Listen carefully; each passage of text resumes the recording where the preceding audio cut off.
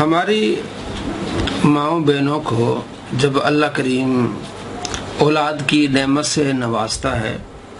تو جب اولاد ہوتی تو اس کے بعد خون جاری ہوتا ہے فیمیل کو، اور اس کی مدت جو آپ علیہ السلام نے فرمائی وہ 40 دن ہے، یعنی 40 دن پھر وہ نماز نہیں پڑھے گی جب تک خون نہ رک جائے۔ تو ادھر ہمارے یہاں پنجاب میں اسے چھیلا بولتے ہیں اور سوا مہینہ بھی بولتے ہیں، ٹھیک ہے نا۔ تو اس کا طریقہ کار یہ ہے، یعنی اس کے مسائل میں سے ایک مسئلہ یہ کہ یہ لاسٹ لمٹ ہے 40 دن۔ یہ لازمی نہیں کہ وہ جو فیمیل ہے وہ 40 دن نماز سے دور رہے، روزے سے دور رہے۔ اگر وہ صحت مند ہے، اگر اس کا خون 20 دن یا 25 دن یا اسے کم و بیش رک جاتا ہے، اسے یقین ہوتا ہے کہ میرا خون رک گیا ہے، تو فوراً نہائے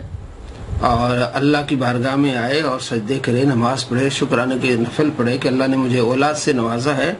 تو یہ اہم مسئلہ ہے جو ہماری بہنیں جو وہ 40 دن تک وہ رکی رہتی ہیں، اگرچہ ان کا خون رک جاتا ہے پھر بھی وہ 40 دن کا انتظار کرتی، کہتے ہیں ہم نے چھلا نہانا ہے۔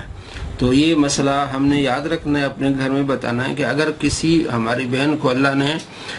اولاد کی نعمت سے نوازا ہے تو یہ اسے معلوم ہونا چاہیے، ہمارے گھر والے بچے ان کو بتائیں کہ اگر خون رک گیا ہے تو وہ آپ نہا لیں اور نہا کے قرآن پاک پڑھیں، نوافل پڑھیں، نماز پڑھیں، اللہ کی بارگاہ میں جھکیں، سجدے کریں، شکرانے کے نوافل پڑھیں کہ اللہ نے آپ کو اولاد سے نوازا ہے۔